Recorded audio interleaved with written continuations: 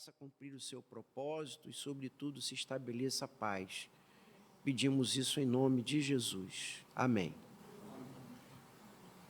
Irmãos, hoje vamos estudar a obra de Cristo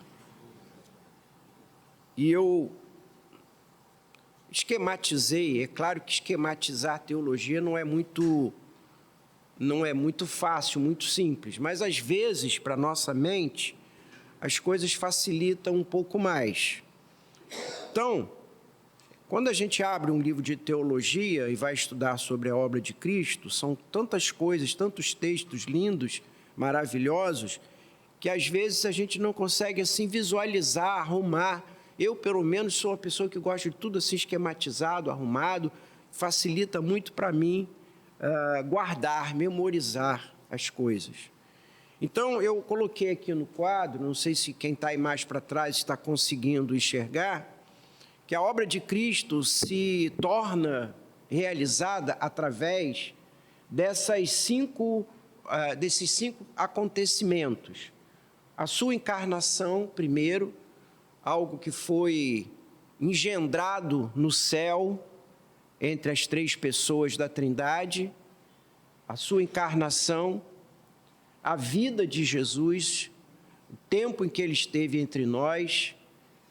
Conversamos há pouco sobre essa engenharia de Deus de fazê-lo viver durante 30 anos e dar início ao seu ministério com 30 anos e um ministério curto de 3 anos, mais ou menos, aproximadamente, a sua morte na cruz, sua morte sacrificial, a sua entrega substitutiva, vicária, que quer dizer substitutiva, a sua ressurreição, que, como Paulo diz, é o que dá sentido à nossa fé, porque se ele não houvesse ressuscitado, diz Paulo, seria vã a nossa fé, e por fim a sua glorificação, que é o fato dele estar hoje assentado à direita do Pai, intercedendo por nós.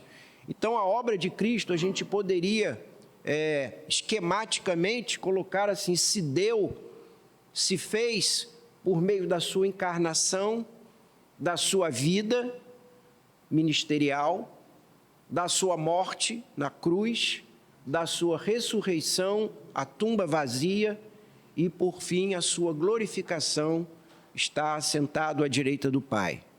E nós vamos ler 4 textos para abrir essa aula de hoje, porque acho que esses 4 textos nos dão assim uma visão bem legal dessa obra de Cristo entre nós. Na apostila de vocês, eu só coloquei o texto de Efésios 4:32, mas vocês podem acrescentar os outros 3 textos que vamos ler agora. Vamos ler então Efésios 4:32. Eu gostaria mesmo que você abrisse o texto, porque são 4 textos só, mas que nos ajudam bastante a, já na abertura da aula, entender todo o conteúdo da aula. Efésios 4:32. Quem está aí com a sua Bíblia, pode achar, por favor. Pode ler, meu querido. Antes, sede uns para com os outros, benignos, compassivos, perdoando-vos uns aos outros, como também Deus em Cristo vos perdoou. Como também Deus em Cristo vos perdoou. Ou, na versão nova de Almeida, que a gente tem usado aqui na Betânia, como também Deus em Cristo perdoou vocês. Em Cristo, Deus está nos perdoando. Obra de Cristo, o perdão dos nossos pecados. O segundo texto que eu queria que você lesse, 1 de João 2:2. 1 de João 2:2.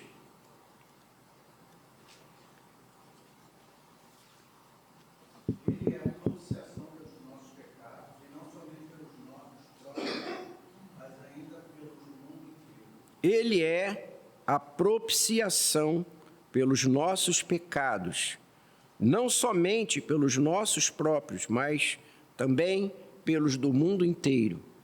E aí cabe já uma explicação simples sobre o que significa a palavra propiciação. Ele é a propiciação. E às vezes a gente lê alguns textos bíblicos e vai embora, e lá na frente nem entendeu bem, porque não entendeu uma palavra. O que quer dizer propiciação? Oi? Perdão. Por fé. Oferta, desculpa, eu estou surdo, estou mesmo. Meu nível de audição caiu bastante. Desculpa. Expiação é um bom sinônimo. Propiciação, se nós olharmos a palavra, é o ato de fazer algo ou alguém tornar-se propício, ou fazer alguém se tornar apropriado, ou adequado a. Favorável. Então, teologicamente falando, a propiciação, às vezes, é substituída pela palavra expiação, como disse nosso irmão ali. A propiciação era um ato, já desde das origens, desde a antiguidade, em que os povos usavam a forma de interpretar a ira dos seus deuses, trazendo oferendas e ofertas para agradar e apaziguar a ira dos deuses. Era a crença universal de que os maus acontecimentos se davam pelo mau humor dos deuses. E então, as religiões várias politeístas tinham como hábito, como costume, como forma de culto, trazer oferendas para apaziguar a ira do seu Deus. E aí nós poderíamos dizer assim, mas o nosso Deus não se ira. E há muitos crentes que acham que Deus não se ira. Recentemente ouvi isso. Já ouvi várias vezes. Nosso Deus não se ira. Nosso Deus é um Deus de amor. Nosso Deus é um Deus de paz. Na verdade, a Bíblia fala em vários lugares que a ira de Deus se manifesta. E a ira de Deus se dá por causa do pecado. A ira de Deus é contra o pecado. Então, Deus se ira sim.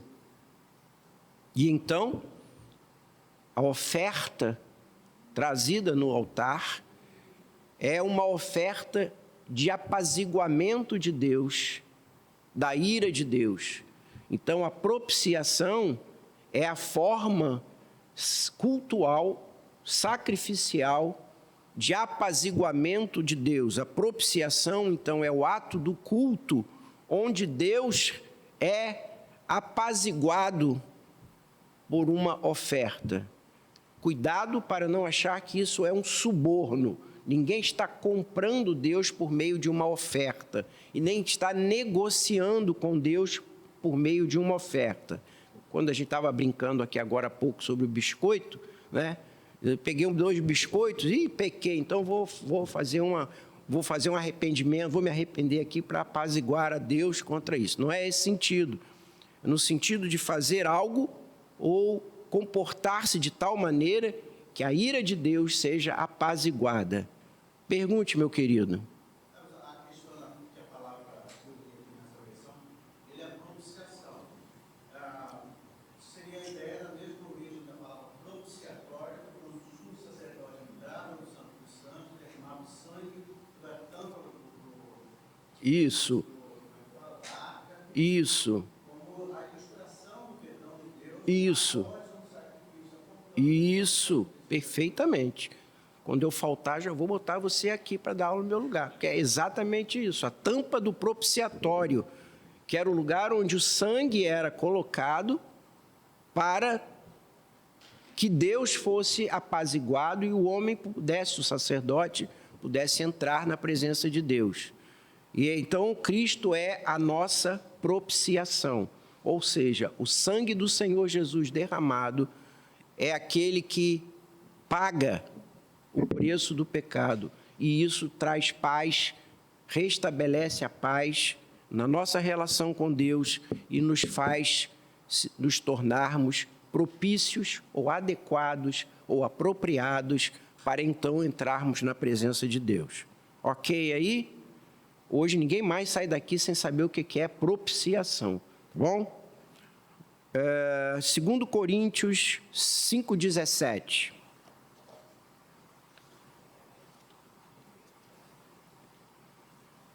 Logo, todo aquele que está em Cristo se tornou nova criação.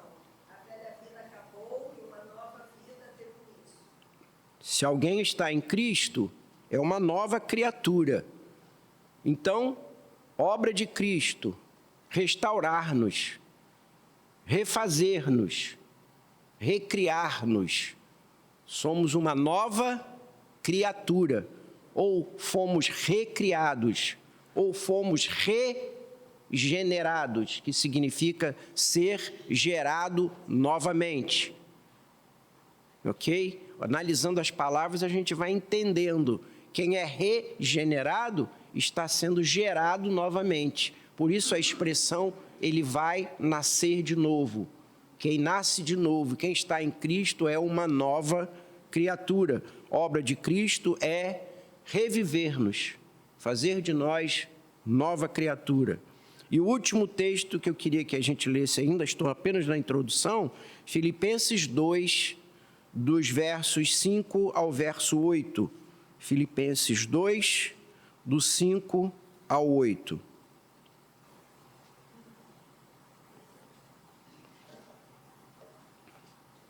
Quem encontrou, pode ler. Tende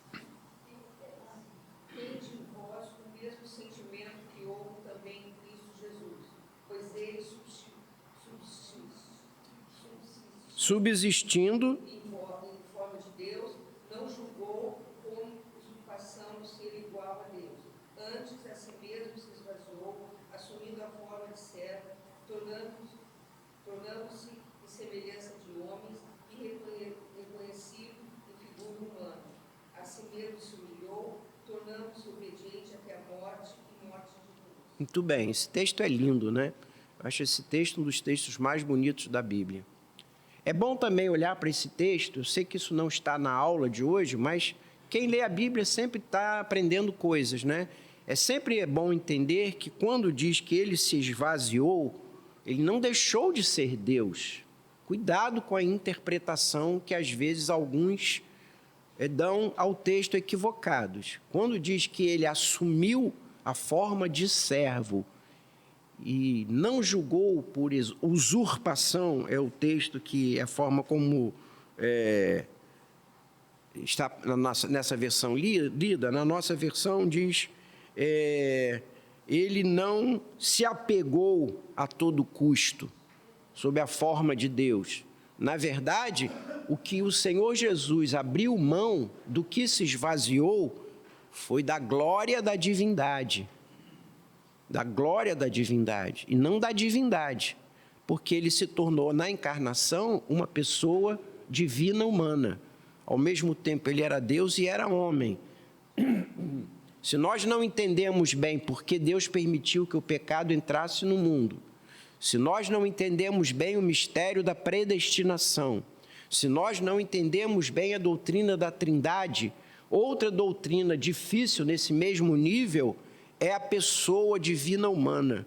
Como Jesus conseguia ao mesmo tempo ser Deus, ser homem, sem ser um homem super e nem ser um Deus menor. E como é que, sendo uma pessoa divina humana, ele não deixou que a pessoalidade humana ou a humanidade interferisse na sua divindade e nem deixou que a divindade alterasse a sua humanidade. Então, essa doutrina, ela é difícil. Porém, ao encarnar, ele abre mão da glória. Lembram vocês, certamente, que são estudantes da Bíblia, que quando o profeta Isaías, capítulo 6, é levado em visão até a presença de Deus, no ano da morte do rei Uzias, eu vi o Senhor assentado no alto e sublime trono, e a sua glória resplandecia, e os anjos à sua volta gritavam, Santo, Santo, Santo é o Senhor.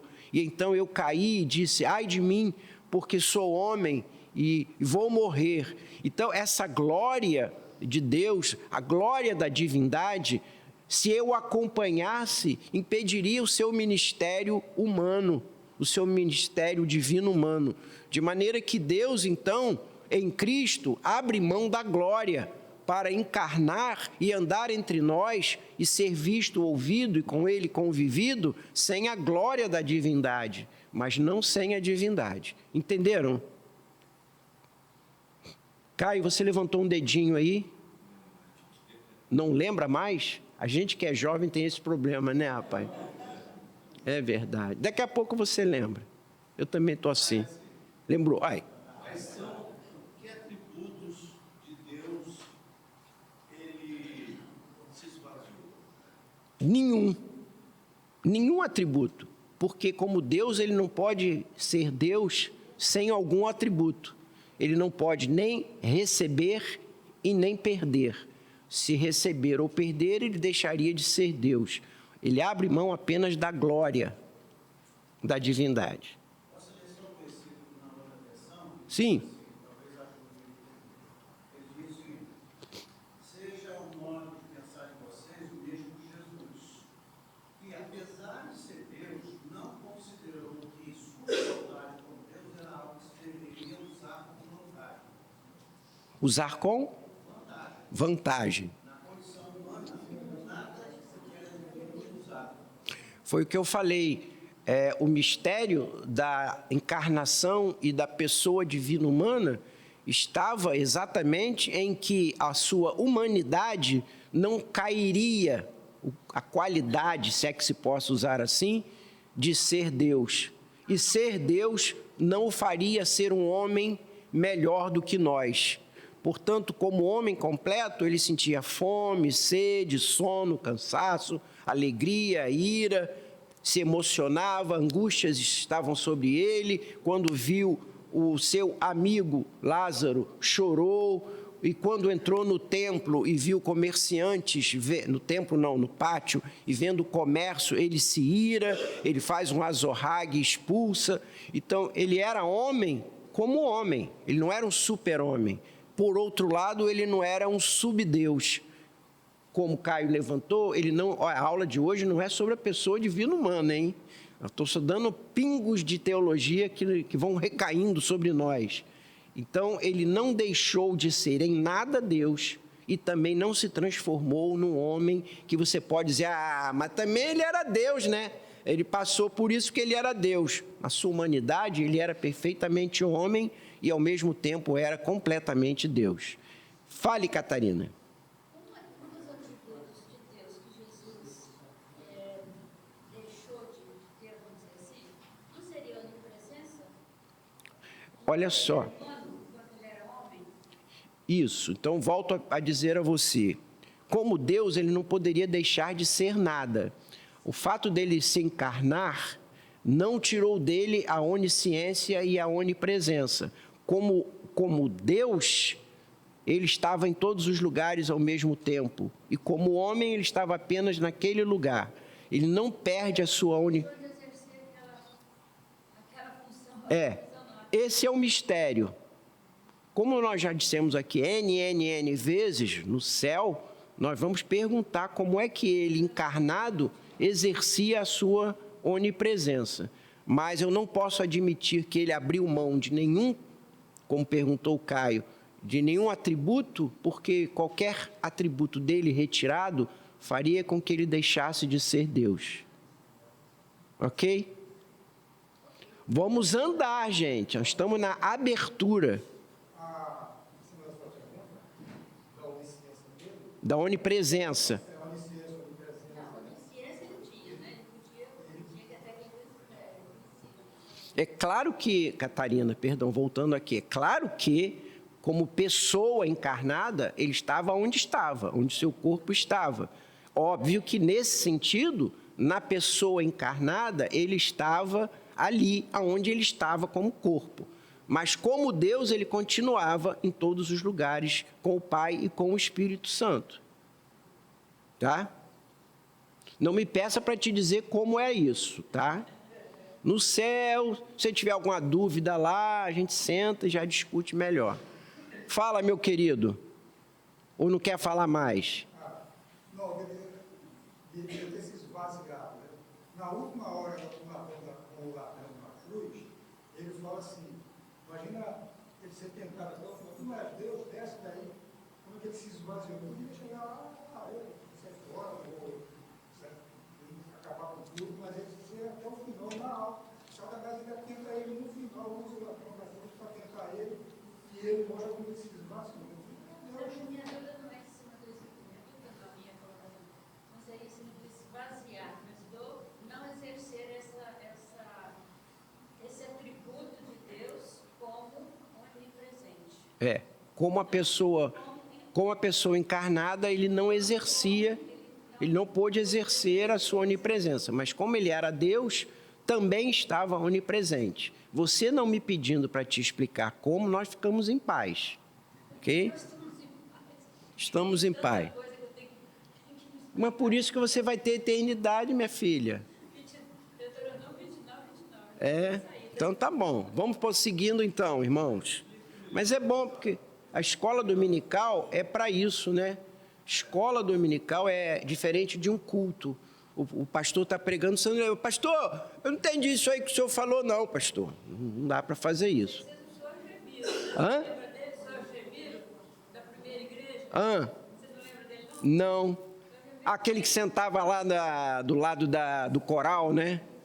Que falava. Fazer uma confusão para trás na escola dominical, na hora que estava pegando fogo e disse assim, agora está na hora de eu ir embora, hein, ó? Deixava a gente lá até 1h da tarde. Fala, Caio, você que falou aí de novo. Mas eu quero prosseguir, irmãos. Explica melhor assim, não julgou como usurpação o ser igual a Deus. Ele não, na nossa versão agora diz assim, ele não se apegou.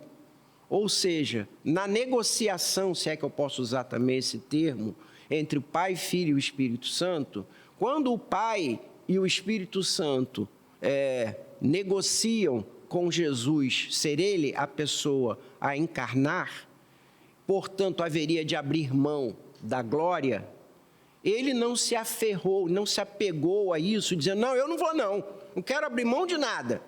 Desce o Espírito encarna. Eu não, vamos mandar a terceira pessoa encarnar. Eu não quero abrir mão de nada. Ele não se apegou a esse fato, mas ele disse, ok, Pai e Espírito, eu abro mão da glória, eu assumo a natureza humana, que é uma natureza de criatura, sendo ele criador, e diz a palavra em Colossenses, que tudo foi criado por ele, por meio dele, para ele, sem ele nada do que foi feito se fez, ele agora desce na escala de honra ao assumir a pessoa de uma criatura, sendo ele o criador. Então ele não se aferrou, não se apegou a isso, dizendo, não vou não. Por que eu, que sou o criador, vou ter que descer e virar uma criatura? Não, vai outro. Entende? É nesse sentido de que ele abriu mão da sua glória para encarnar, andar, ter fome, ter sede, morrer na cruz injustamente para ressuscitar ao final. Sua carinha de quem não ficou satisfeito. Como está na versão NA agora? A versão que está aqui não considerou o ser igual a Deus algo que deveria ser retido a qualquer custo. Acho que é isso aí. Não mudou como usurpação, alguém estava tirando alguma coisa. Isso. Como vantagem. A igualdade, não considerou que essa igualdade com Deus era algo que deveria ser usado como vantagem. Isso, exatamente. São formas de ver o mesmo texto. Podemos prosseguir, meus queridos? Podemos? De qualquer maneira, esses textos que aqui discutimos, vocês agora são professores, com certeza. Alguém tiver alguma dúvida, vocês esclarecerão com segurança. O homem foi criado por Deus com propósitos e privilégios. Foi criado santo, puro, perfeito, sábio, numa sabedoria que no convívio com Deus do dia a dia, essa revelação se daria todo o tempo e o homem iria ascendendo em conhecimento e intimidade com Deus. E nessa relação homem-Deus, culto, adoração, ouvir a sua voz, falar com ele, perguntar, ouvir a resposta, ser instruído, ser orientado, adorá-lo, cultuá-lo, era algo natural. e ainda da parte de Deus recebeu poder e domínio sobre a criação. O Senhor diz, vai agora e dá o nome. Dá o nome. A vaca vai se chamar vaca, o boi vai se chamar boi, cachorro vai se chamar cachorro. Mas quem escolheu cachorro foi Adão. Diz que o Senhor tem cara de cachorro, vai ser cachorro. Você, esse chifre aí, você é um boi, hein? Pronto, virou boi. Então ele tinha esse poder, esse domínio sobre a criação de tomar conta, guardar, finalizar ali a obra, nesse sentido de dar a eles não somente dignidade, mas utilidade, caminho, direção. Ele tinha poder e autoridade sobre a criação que o Senhor deu a ele. Porém, o pecado, quando acontece, o pecado rompe essa relação.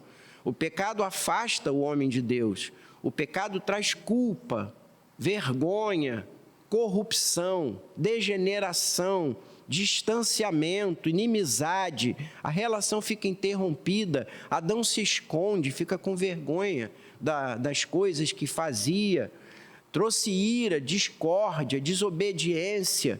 E então, na história, nós vamos percebendo que esse homem inadequado para tudo aquilo que era o propósito de Deus para ele, porém Deus havia construído um plano, um projeto, e então Deus levanta missões separadamente em pessoas diferentes, já que o homem não se tornara mais confiável para ser porta-voz de Deus, para entrar confiantemente na presença de Deus, e perdeu o domínio sobre todas as coisas quando, na tentação, ao invés de ouvir a voz de Deus, decide ser comandado pela sugestão de Satanás. E então é o homem que faz de Satanás o príncipe deste mundo. Quando Jesus testemunha, vamos, porque aí vem o príncipe deste mundo. Quem entregou esse principado, quem entregou essa autoridade a Satanás foi o homem, na medida em que ele que tinha o poder entrega na mão de Satanás. Ao invés de dizer, Satanás, não vou ouvir a sua sugestão. Diz, não, ok, boa ideia, vou fazer o que você falou. Entrega o domínio a Satanás e o transforma no príncipe desse mundo. Então o homem perde a capacidade de falar com Deus, de estar na presença de Deus, perde a capacidade de ouvir e entender e ser instruído por Deus e perde o domínio, o poder e a autoridade sobre a criação. Torna-se inabilitado, inadequado. E então, Deus levanta esses 3 ministérios separadamente para que não houvesse a concentração numa só pessoa dos 3 ministérios. Então, ele levanta profetas, ou seja, pessoas que da presença de Deus ouviam a voz de Deus e instruíam, levanta sacerdotes, que na via contrária entram na presença de Deus, levam ao Senhor a voz, as necessidades, o culto e a adoração, e reis, para terem poder, domínio e uma autoridade terrena. Então, esse tríplice ministério aparece agora em pessoas separadamente, profetas, sacerdotes e reis.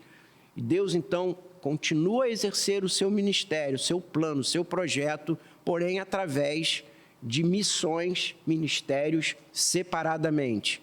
Em Cristo, os 3 ministérios originalmente entregues ao homem são reagrupados nele mesmo. Ele vem como o segundo Adão e ele reúne em si os 3 ministérios. Ele se torna profeta, ou seja, alguém que ouve de Deus e entrega com fidelidade a palavra, o ensino, a direção, a orientação.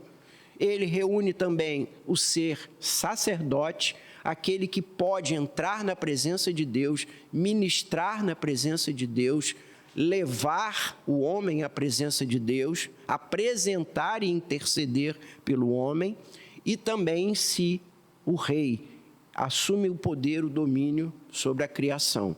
Então Jesus, na sua obra, encarna, reúne novamente em si os 3 ministérios, poder de sacerdote, profeta e rei. Sim.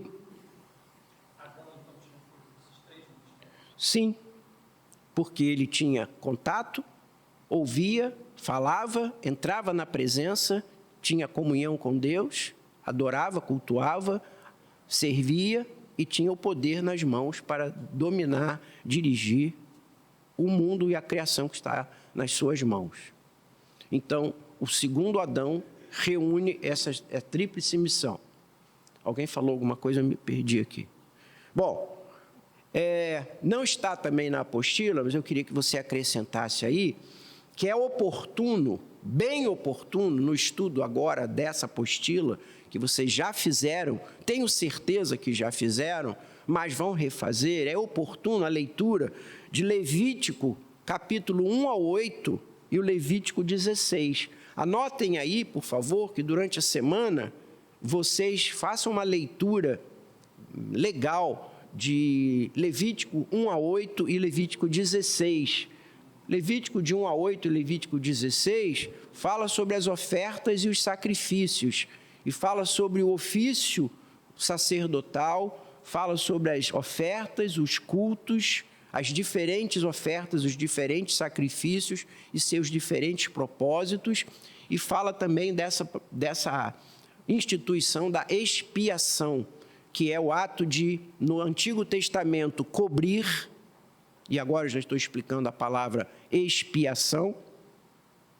Expiação, no hebraico, é uma palavra que significa cobrir, não no sentido de ocultar, não no sentido da empregada da nossa casa ou nós mesmos, que no ato de esperteza levantamos o tapete, jogamos o lixo para debaixo do tapete e escondemos algo como se a obra já estivesse feita. Não é esse sentido de acobertar, mas no sentido assim de quem está com um machucado e ainda vai ao médico para fazer uma operação, colocar uma gaze, um band-aid por cima para proteger, guardar para o momento adequado aquilo ser tratado, entendeu?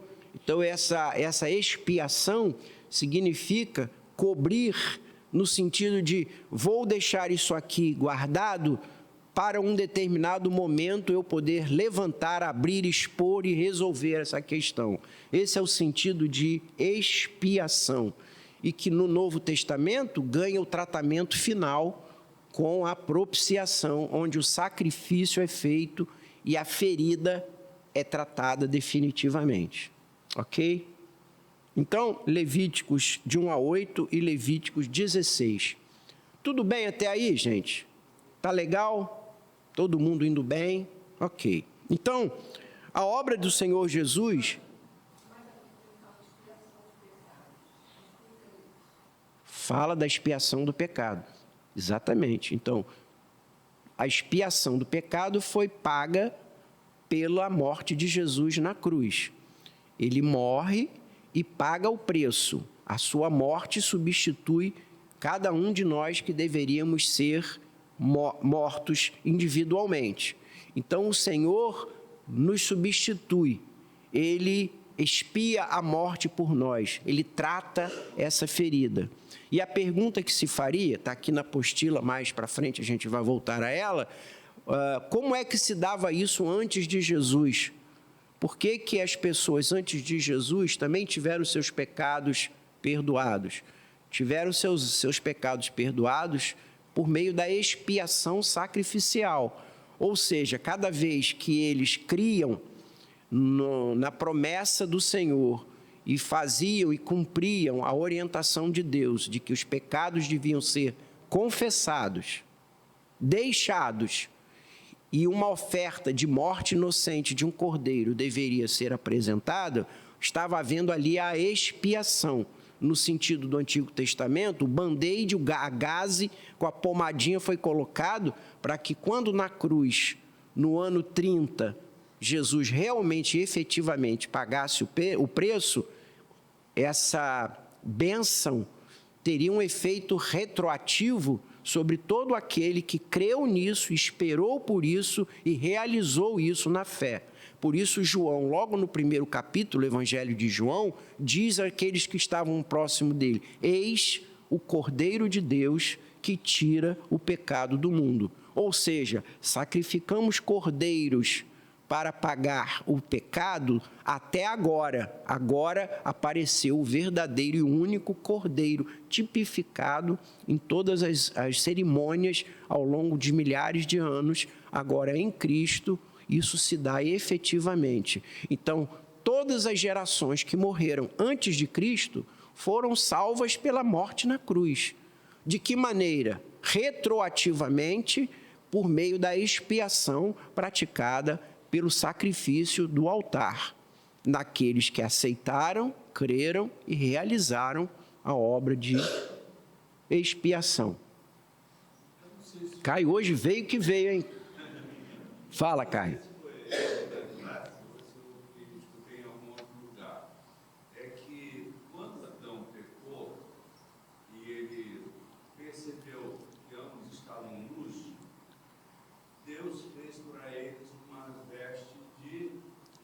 Pele de cordeiro, ou pele de animal, que ali não diz qual é. Isso, exatamente. Então, muito bem, eu não ia entrar nisso, porque a gente vai pegando coisa, daqui a pouco a gente está lá na ressurreição da igreja, na ascensão e tudo. Mas, perfeita a sua colocação. Quando o pecado de Adão e de Eva foram manifestos e confessados, pecamos, então aplicou-se ali a primeira morte substitutiva, porque a cobertura da vergonha e da culpa foi feita por meio da morte de um animal inocente. O Senhor não mandou ir na árvore e colher uma folha de parreira para cobrir a sua nudez. Ele mandou sacrificar um animal, derramar um sangue inocente e cobrir-se com a pele, o couro do animal sacrificado. E essa, certamente, foi uma orientação do Senhor. O texto não fala sobre isso, mas depreende-se, porque quando Caim e Abel vão oferecer um culto ao Senhor, o que é que Abel faz? Repete o ato de sacrificar um animal para cultuar ao Senhor, já que aquela tinha sido a forma pela qual Deus disse que a ira e o pecado estava sendo apaziguado. Então ele faz o culto na receita de Deus. Já Caim, segundo algumas versões, já por causa de uma natureza ruim, por causa de uma natureza egoísta e pecaminosa, decide cultuar a Deus por meio da sua forma de ver como agradar a Deus. E colhe dos seus frutos, colhe do seu trabalho as ofertas para cultuar a Deus. Dessa maneira, um coração distante de Deus decide cultuar a Deus como quer, e Abel decide cultuar como Deus orientara. E assim o sacrifício de Abel é aceito e o sacrifício de Caim é rejeitado. Não porque ele tivesse deixado de cultuar, mas simplesmente porque a sua natureza já pecaminosa o levara a decidir por ele mesmo o que era o melhor caminho de adorar a Deus. E não tinha sido o caminho que o Senhor havia demonstrado. Então, voltamos à apostila e voltamos ao texto. A primeira forma do ministério de Jesus é o seu ofício sacerdotal. Vamos abrir aí agora os textos. Gênesis 14, de 18 a 20. Alguém abre o Salmo 110, 4. Gênesis 14, de 18 a 20. Salmo 110, 4. E Hebreus 3, 1 e 4, de 14 a 16. Gênesis 14, de 18 a 20. Quem abriu, por favor? Melquisedeque, rei de Salém, trouxe pão e vinho. Ele era o sacerdote do Deus Altíssimo. Ele abençoou Abrão e disse: Abrão, seja abençoado pelo Deus Altíssimo, que criou os céus e a terra. E bendito seja Deus Altíssimo, que entregou os adversários de você nas suas mãos. Que Abrão deu a Melquisedeque e disse-lhe: Como é que é o finalzinho daí, por favor? Desculpa. E bendito seja o Deus Altíssimo, que entregou os adversários de você nas suas mãos.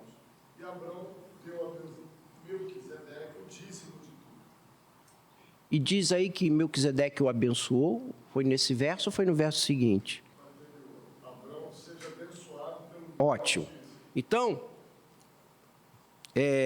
só esse texto daria aqui um estudo matinal que ocuparia de 8 ao meio-dia. Esse texto. Porque em Melquisedeque vemos Jesus operando como sacerdote. Como isso, Ângelo? Melquisedeque é rei de Salém. Salém quer dizer paz. Ele é rei de paz. Mas ele é sacerdote. Não foi isso que ele fala? Ele é sacerdote. O texto fala que ele é sacerdote.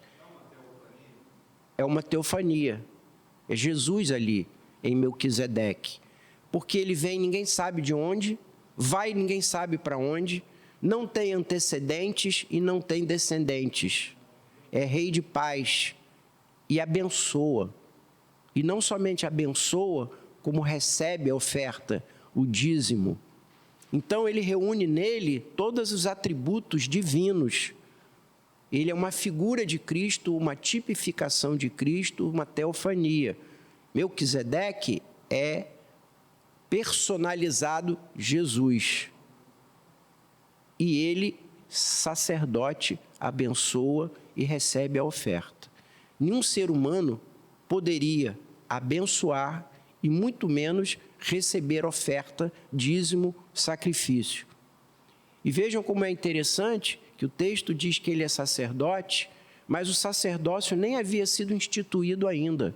O sacerdócio vai ser instituído com Moisés muito tempo depois. Porém, aqui ele já é sacerdote, abençoa e é adorado. Então é um texto lindo, é uma teofania, onde Jesus está aparecendo na pessoa de Melquisedeque. Começa aí a revelação do ministério sacerdotal. Quem abriu o Salmo 110, 4? O Senhor jurou e não se arrependerá. Tu és sacerdote para sempre, segundo a ordem de Melquisedeque. Olha que coisa linda. Tu és segundo a ordem de Melquisedeque. Os sacerdotes, sei que vocês são estudantes da palavra, não estão aqui à toa, vocês sabem perfeitamente que os sacerdotes instituídos por Moisés e pela lei vêm segundo uma ordem. A ordem de quem que os sacerdotes vêm? De que tribo veio os sacerdotes? Calma, um de cada vez. Falem todos ao mesmo tempo. Das tribos de Jacó, seus 12 filhos, um foi escolhido por Deus para dar origem aos sacerdotes, o sacerdócio. Muito bem. Levi, eles deixaram você falar. Levi institui a ordem sacerdotal. Os sacerdotes vêm da tribo de Levi. Porém, Jesus vem da ordem de Melquisedeque. Portanto, vem bem antes disso. E qual era a ordem de Melquisedeque? É alguém que não tem início nem fim. Jesus vem da sua ordem própria, da ordem de Melquisedeque, sem início e sem fim. Ok? Oi? Hebreus 7. Isso. Eu sugiro que quem vai ler Levítico, e acho que nós estamos num bom momento para ler Levítico, deva ler paralelamente Hebreus, porque Hebreus é a tecla SAP de Levítico. Você entenderá bem Levítico lendo a carta de Hebreus, ok? Hebreus 3, 1 e 4, de 14 a 16.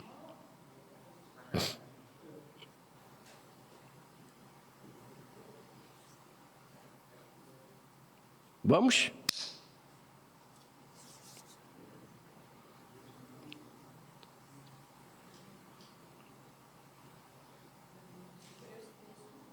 Hebreus 3, 1 e 4, de 14 a 16. Por isso, santos irmãos, vocês que são participantes da vocação celestial, considerem atentamente o apóstolo e sumo sacerdote da nossa confissão, Jesus, o qual é fiel àquele que constituiu, como também Moisés foi fiel em toda a casa de Deus. E o 4?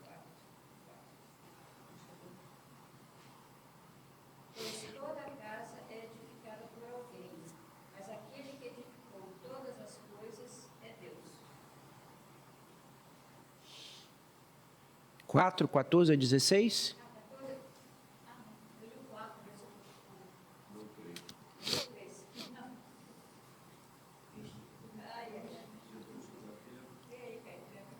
Jesus, todavia, tem sido considerado digno de tanto maior glória do que Moisés, quanto maior honra que a Capítulo 4, do verso 14 ao 16.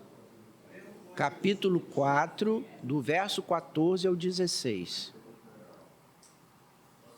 Tendo, pois, Jesus, o Filho de Deus, como grande sumo sacerdote que adentrou os céus, conservemos firmes a nossa confissão, porque não temos um sumo sacerdote que não possa se compadecer das nossas fraquezas. Pelo contrário, ele foi traído, tentado em todas as coisas, a nossa semelhança, mas sem pecado. Portanto, aproximemo-nos do trono da graça com confiança, a fim de recebermos misericórdia e encontrarmos graça para ajuda em tempo oportuno. Amém.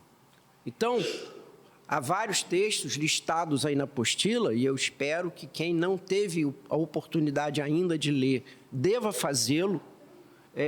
Nesses textos fica muito claro o ministério sacerdotal do Senhor Jesus. E esses textos que eu pedi para vocês lerem paralelamente, de Levíticos, do capítulo 1 até o capítulo 8, nos mostram que os sacrifícios instituídos por Deus através de Moisés no Antigo Testamento, todos eles eram aspectos típicos, simbólicos, metafóricos de ministérios, missões e obras de Jesus. Cada um desses sacrifícios, e eram vários, de vários tipos e com várias finalidades, apresentavam diferentes características da obra de Cristo como nosso sacerdote. Então, entendemos melhor a obra sacerdotal de Jesus lendo Levítico, capítulo 1 ao 8 e o capítulo 16. Em todo o tempo, Jesus é sacerdote, apresentando-nos diante do Pai como sacerdote, intercedendo por nós, todo o tempo diante do Pai por nós. E ele também é o próprio sacrifício, porque é ele quem se entrega na cruz. Então, como sacerdote, guardem isso, Jesus é o sacerdote e é a oferta. Ele é o sacerdote e ele mesmo é a oferta. Guardem isso, tá? Essa chave, essa frase, ele é o sacerdote e ele é a oferta.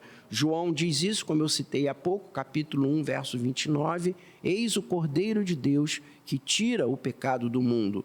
Então, João diz assim, ele é a oferta, mas ele é ao mesmo tempo o sacerdote que faz a oferta, oferecendo-se a si mesmo na cruz como o altar do sacrifício. Ok? Vamos ao segundo item, eu estou aqui um pouco preocupado com a nossa hora. Vamos ao ofício profético. Então, já vimos que ele é o sacerdote, porque ele se oferece, ele apazigua, ele nos leva na presença de Deus, ele intercede por nós. Agora, ele como profeta. Vamos abrir aí João, Evangelho de João, capítulo 7, verso 16 e capítulo 12, verso 49. João 7, 16 e 12, 49. Jesus lhes respondeu, meu ensino não é meu, mas daquele que me enviou. 16. Isso. Meu ensino não é meu, eu falo por aquele que me enviou. Ofício profético. Eu não falo de mim mesmo. O que eu estou trazendo para vocês é da parte de Deus. Ofício profético. 12:49. Esses dois versos não estão na apostila de vocês. Acrescentem, por favor. Porque eu não tenho falado por mim mesmo, mas o Pai que me enviou, esse tem prescrito o que dizer e o que anunciar. Então, fica aqui evidente Jesus assumindo uma missão profética. Eu estou falando para vocês em nome de Deus. Já que vocês estão inabilitados pelo pecado, de ouvirem, terem essa comunhão e ouvirem com fidedignidade a voz e a vontade de Deus, eu, como profeta, vou mostrar e trazer para vocês o que o Senhor quer dizer a vocês.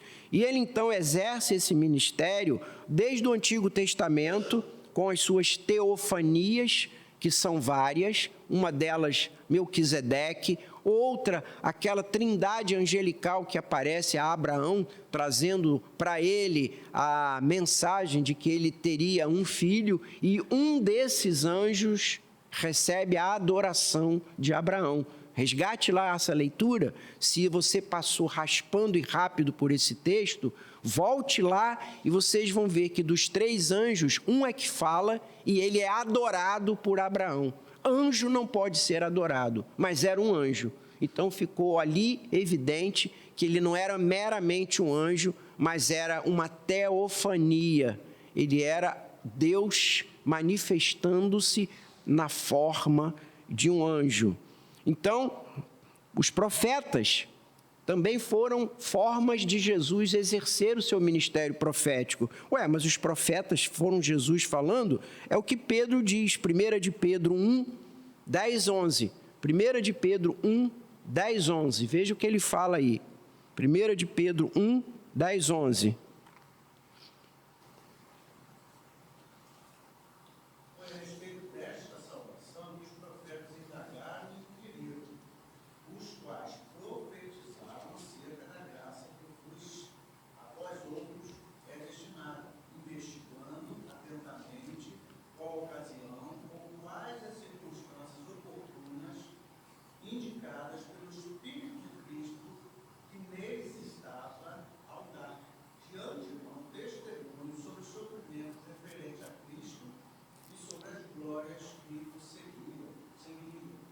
Em todo o tempo, ou na maioria das vezes, o Espírito Santo ou aparece apenas com a sua denominação de terceira pessoa da Trindade, o Espírito Santo. Por vezes ele é chamado o Espírito Santo de Deus. E aí ele é chamado de o Espírito de Cristo, mostrando que era atribuição também de Jesus esse ministério profético, e que os profetas ministravam sobre graça e salvação por meio do Espírito da parte de Cristo, tá? É ministério profético.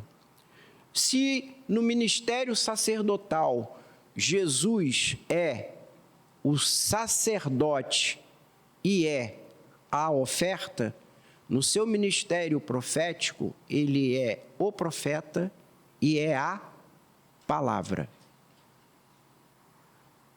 Ok? João 1, 1. Diz o quê?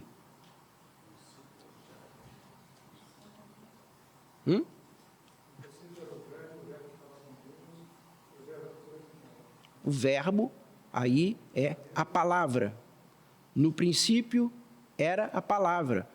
A palavra estava com Deus. Está falando de Jesus, desse ministério profético. Então, Jesus era o profeta e era também a mensagem. Ele era o sacerdote e ele era a oferta. Os textos estão aí e vocês vão ler ou já leram. Eu estou sendo só redundante para vocês. Por fim, o ministério real, sacerdote, profeta e rei. Colossenses 1,13, por favor, alguém leia. Colossenses 1,13. Ele nos libertou do império das trevas e nos transportou para o reino do Filho do seu amor. No reino do Filho do seu amor. Como Filho de Deus e Deus também, ele naturalmente reina com o Pai desde a eternidade. Porém, ele encarnou e veio restabelecer, retomar esse reinado que Adão entregou provisoriamente a Satanás. Por isso, como rei, ele diz, aí vem o príncipe desse mundo. Porém, esse reinado, esse domínio, veio ser retomado pelo Senhor Jesus. E ao final, depois da ressurreição, ele leva nas mãos a chave da morte e as chaves desse mundo. E ele é novamente introduzido por meio da glorificação, assentado à direita do Pai, como o dono de todas as coisas. Prestem atenção que sentar à direita do Pai, nós já falamos isso antigamente, né? Deus não tem direita nem esquerda. A única pessoa que você vai conseguir ver no céu é Jesus, porque ele assumiu uma forma humana.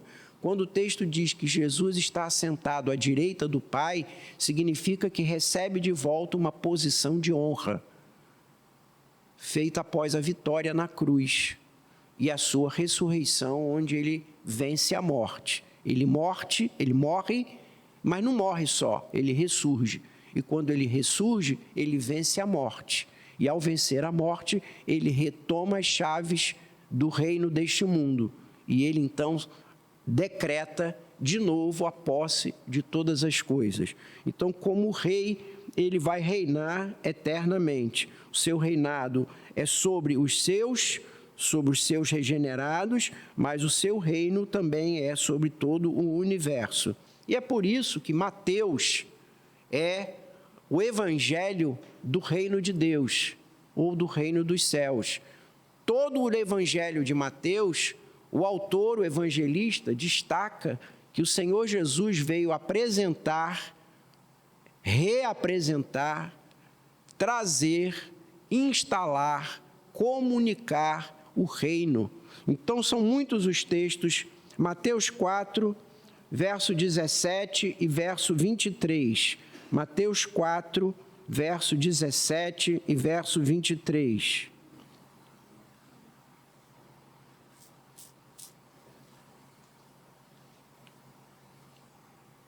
Daí em diante, Jesus começou a pregar e dizer: arrependam-se, porque está próximo o reino dos céus. 23. Jesus percorria toda a Galiléia, ensinando nas sinagogas, pregando o evangelho do reino e curando todo tipo de doenças e enfermidades entre o povo. Pregando a boa notícia do reino. O reino chegou, o reino está de volta, o reino está entre vós. Mateus 7, 21.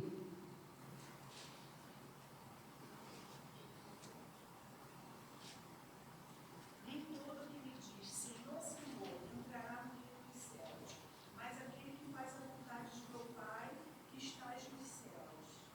12, 28.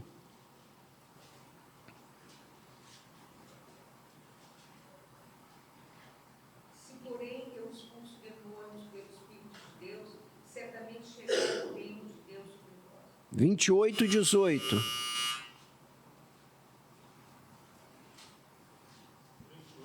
18. Então Jesus, aproximando-se dele, lhes assegurou: toda a autoridade me foi dada no céu e na terra. Toda autoridade me foi dada nos céus e na terra. Então, o seu ministério real. Quero usar esses últimos minutos para voltar assim os nossos olhos para o último item da apostila, o que é mesmo a salvação, do que fomos salvos. Essa expressão que se torna tão comum entre nós, crentes, evangélicos, aceita a salvação. Olha, eu estou pregando a salvação. Você já foi salvo? Você precisa de Jesus para você ser salvo. O que significa realmente você ser salvo? O que significa salvação? Atos 16, 31 diz: creia no Senhor Jesus e você será salvo, você e toda a sua casa. O que significa exatamente você ser salvo? Você e a sua casa. Então, eu faço uma introdução bem simplória, dizendo, é importante iniciar afirmando duas coisas. Ninguém é salvo para ir para o céu, somente. Porque todo mundo acha que é salvo para não ir para o inferno e ir para o céu. Isso é salvação, não é só isso. E também é importante dizer que ninguém se salva, ou não é você que se salva, ou não foi você que aceitou Jesus, coitado, Jesus bateu na sua porta, texto usado equivocadamente, eis que bate a porta, abra a porta para ele entrar. Jesus é um flagelado, um homem de rua, passando frio, doido para entrar na sua casa. Aí você vai com toda a sua honra, força e decisão e abre a porta e deixa Jesus entrar. E assim você é salvo. Mentira, esse texto não fala sobre isso. Esse texto é escrito para uma igreja que estava em pecado, falhando e precisava de reintroduzir Jesus na vida da igreja. Então, ninguém se salva, ninguém aceita Jesus e então Jesus fica feliz, porque ele queria que você aceitasse e você honrosamente decide aceitá-lo. Então, você não faz a sua salvação. E salvação não é ir para o céu. Essas duas considerações eu faço no início, que são muito importantes, que estejam bem guardadas no nosso coração. Mas o que é a salvação? Primeiro, o primeiro sentido, realmente mais conhecido e verdadeiro da obra de salvação, é que nós, por meio de Cristo, somos ressuscitados e somos livres da morte eterna. A primeira coisa que a salvação faz por nós é nos tirar da morte eterna e nos colocar no céu. Veja bem que não nos tira da morte. Cuidado, porque você morre, como Jesus morreu. Então, ninguém é livre da morte, é livre da morte eterna. Ok? A morte física é bênção, porque cai por terra este corpo corrompido, doente, limitado, para recebermos, como Paulo diz em 1 Coríntios 15, um novo corpo glorificado, corpo esse com o qual viveremos eternamente, ok? Mas então a primeira coisa, a primeira obra da salvação é que somos ressuscitados, estávamos mortos em delitos e pecados e fomos feitos vivos novamente e livres da morte eterna, quando Jesus morreu substitutivamente em nosso lugar, e por causa disso e pela fé em nosso Senhor e na graça que nos foi dada, eternamente estamos no céu. Essa é a primeira coisa. A segunda coisa que a salvação representa para nós é que a culpa nos foi perdoada. O sentimento de culpa de que estávamos em dívida com Ele e que nós estávamos devendo ao Senhor e vivemos debaixo desse sentimento pesado, dessa mochila incarregável nas costas da dívida contra o Senhor, essa mochila da ira de Deus nos foi perdoada e então somos justificados. Romanos 5:1 diz que o sacrifício de Cristo, que paga a nossa dívida, aplica sobre nós a sua justiça. E então somos feitos e vistos agora como justos. Deus, quando nos olha, nos vê em Cristo. Cristo é isso nos olhos de Deus. Eu estou aqui, vocês estão aí, e eu coloco Jesus, e em Cristo eu os vejo justificados. Não somos ainda justos. Eu não sou, ninguém aqui é justo. Mas em Cristo, quando Deus nos olha, nos vê através de Cristo e somos em Cristo justificados. Diz Paulo, justificados, pois, como é o texto? Mediante. Justificados. Oi? Temos paz com Deus. Então, é bênção da salvação justificar-nos e restaurar a nossa relação em paz com Deus. Dessa forma, também é a salvação restaurar comunhão com Deus. Podemos orar, entrar na presença de Deus, falar com Deus, ser ouvidos por Deus e ouvir da parte de Deus, porque a salvação não só nos justificou, como também nos reaproximou, nos reintroduziu na presença de Deus. E, por fim, não fomos apenas libertos da morte, da ira, mas também fomos libertos do poder escravizante do pecado e de Satanás. Hoje, você pode, ao ser tentado, dizer, não quero. Venha fazer isso assim, não vou fazer. O pecado já não terá mais domínio sobre vós. E essa corrente que nos mantinha amarrados na mão de Satanás foi quebrada. E hoje você pode não pecar. Hoje você pode não pecar. E isso é obra da cruz, é obra de Cristo. ok? Poderíamos dizer que a nossa salvação começa com Cristo morrendo por nós, para em seguida Cristo viver em nós e nós vivermos em Cristo, ok? Fomos aqui avisados que a aula terminou. Gostaria muito que você lesse a apostila. Eu li aqui meia dúzia de textos, mas há mais de uma dezena de textos na apostila, ok? Alguém quer perguntar algo que seja assim fundamental para a gente responder antes de sairmos? Deus abençoe vocês, um bom domingo, um bom franguinho com macarrão.